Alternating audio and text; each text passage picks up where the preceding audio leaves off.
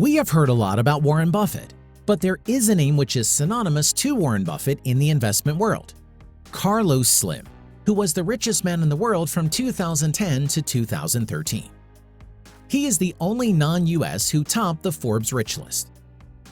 At his height, John D. Rockefeller's wealth was equal to 2.5% of US GDP, while Carlos Slim's net worth is equal to 7.5% of Mexico's entire GDP.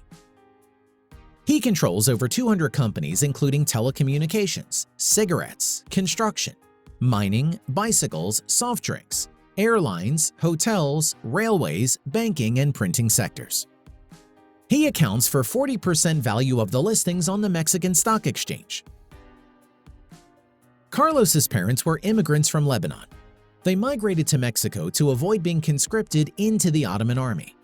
Carlos's father's savvy investments in real estate, along with his continued success as both a retailer and a wholesaler, made him a rich man, with a net worth of more than 1 million pesos. Carlos took interest in his father's business and learned basics like accounting and finance. In 1953, when Carlos was just 13 years old, his father passed away. Due to Carlos's understanding of his father's business, he took over it. In 1961, he started to work as a stock trader in Mexico City. By 1965, he made over $400,000 through trades, which is equivalent to $3 million in today's dollars. He used the money to open his own brokerage firm, called Inversora Bursátil. In 1976, he spent $1 million to buy 60% stake of Galas de Mexico, a small printer of labels for cigarette packs. In 1980s, Mexico went into recession due to debt crisis, where foreign debt exceeded the earning power and the peso was devalued, and the Mexican stock market crashed. Carlos acquired the majority stakes of many flagship companies at bargain rates that included one of the country's largest cigarette manufacturers, Cigatam, insurance company Seguros de Mexico, Mexican retail chain Sanborns, and a mining company, Minera Frisco. All these companies were grouped together under conglomerate Grupo Carso, whose turnover today is over $5 billion per year. The name Carso came from initials from Carlos and from his wife's name, Somaya. In 1990, Carlos gained publicity when he acquired 51% voting control of state-owned telecom company Telmex for $1.8 billion.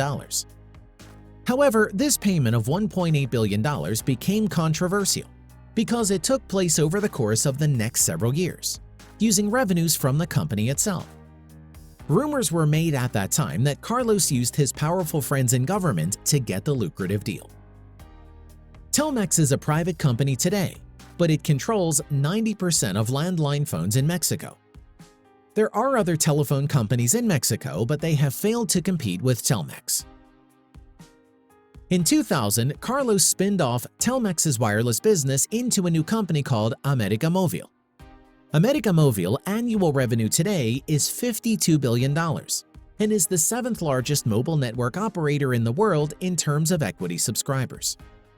Its Mexican subsidiary Telcel is the largest mobile operator in that country, commanding a market share more than 70%. Most of Slim's wealth comes from his majority stake in América Móvil. América Móvil not only operates in Mexico but in many countries. Like in the United States, TracFone is owned by América Móvil. In Austria, the company owns a majority stake in Telekom Austria. América Móvil operates in almost every country in Latin America. In 2003, Carlos started to acquire stakes in United States companies like Barnes & Noble, OfficeMax, Office Depot, Circuit City, Borders, and CompUSA. There was a joke made for Carlos that there was nothing left to acquire in Mexico. In 2012, Carlos funded Larry King's television production studio and on-demand digital television network Ora, which means now in Italian. In 2013, América Móvil invested $40 million in British music app Shazam, which was later acquired by Apple for $400 million. América Móvil also invested $60 million in the Israeli startup Mobly, a company that deals with connections between people and communities corralled according to different interests. In 2014, América Móvil took control of Telekom Austria, Austria's biggest phone carrier.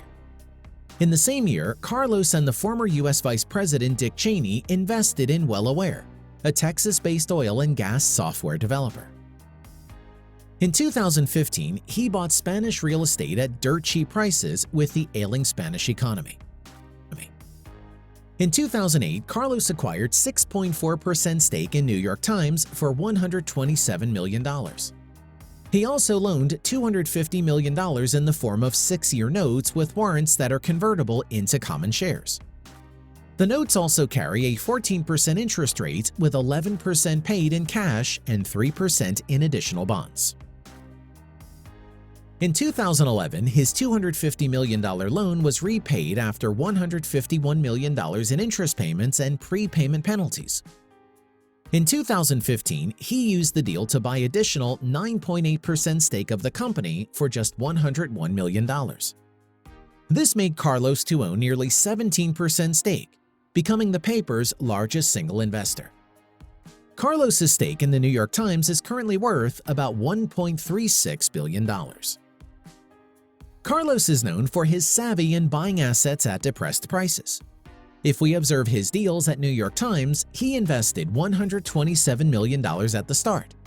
Then he loaned $250 million to the company, got a good return of $151 million within 2 years, and doubled the stake in 2015 by investing $101 million. So in total, he invested $228 million. If we minus the earnings of $151 million, then his total investments are $77 million for the stake of 17%. So now in 2021, he owns 17% stake of New York Times, which is worth $1.36 billion. In short, his return of investment is about 1,700% in just 13 years. From the 2000s, the Slim family control day-to-day operations, like his oldest son, Carlos Slim Domit, is a chairman of Grupo Carso. Second oldest son, Marco Antonio, runs Grupo Financiero in Bursa, the financial services arm with the annual revenue of $2.5 billion. Third son, Patrick Slim Domit, is the chairman of America Móvil. Son-in-law, Daniel Haja Bumrad, is America Móvil's chief executive. Son-in-law Arturo Elias Ayub runs the Telmex Foundation and is Carlos's spokesman. The third son-in-law, an architect, is designing Carlos's new art museum. The pattern is typical of Carlos's business deals over the course of his life, is to buy an asset at low value typically during financial crisis, reinvest and turn around the business, and once the business is high on profit, sell stake at a large profit. The advantage of that model is that it does not necessarily require specific knowledge of any given sector, just a keen sense of what is undervalued and what is not. Carlos is also less interested in the working of business he buys. Any business or stake is acquired with one goal in mind: to sell his stake at high profit, like he bought stake in New York Times. He was less interested in editorial policies of the paper. Instead, he was more interested about the paper value as an asset in terms of money. Carlos's monopolistic practices also made him rich, like he had monopoly in Mexican telecommunications sector. Another business he owned, Telmex, was one of the largest Mexican makers of copper wire. He stopped Telmex from buying wire from competitors of his group. Recently, the weak peso and new Mexican regulations have hurt Carlos' businesses tremendously. Meanwhile, he is one extraordinary businessman born in the likes of Rockefeller.